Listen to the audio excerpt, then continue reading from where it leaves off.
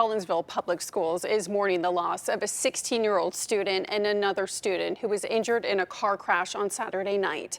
It happened just 3 days after the start of the school year. News Channel 8's Ryan Stockett spoke with the Oklahoma Highway Patrol about what they want teen drivers to know during the ongoing 100 deadliest days of summer. And Ryan, there's also some things that parents can do. That's right, Brenna. The Oklahoma Highway Patrol says that one thing parents and instructors can do to keep their young drivers from being involved in fatal accidents is to give them as much time and experience behind the wheel before they start driving on their own.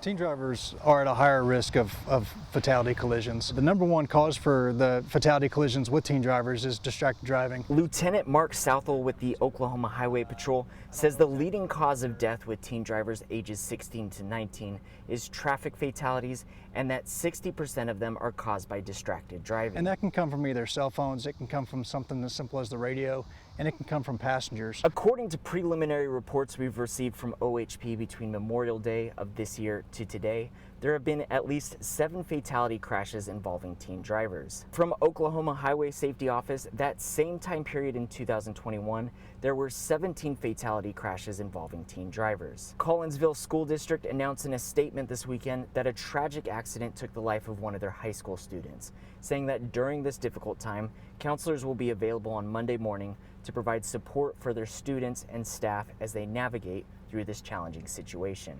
We spoke with local mental health groups about what parents can do to help their kids who may be experiencing loss. Faith Crittenden with Family and Children's Services says one thing parents can do to help their teens is think about how they would feel if they were in that situation when they were younger. And if they had lost a friend, what that was like for them or how they might imagine it. And usually kids will tell us if we're on track or if we're not. Help to validate the feeling.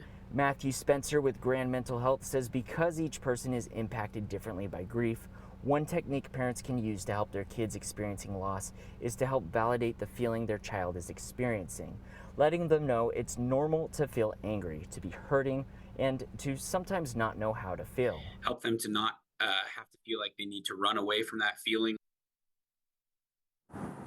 Spencer says it's also important for parents to also give their child room to for it to be a safe environment for the child to recover.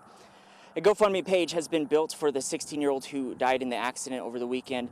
Money is being raised for the funeral expenses. We'll have a link to that GoFundMe page on our website, KTUL.com.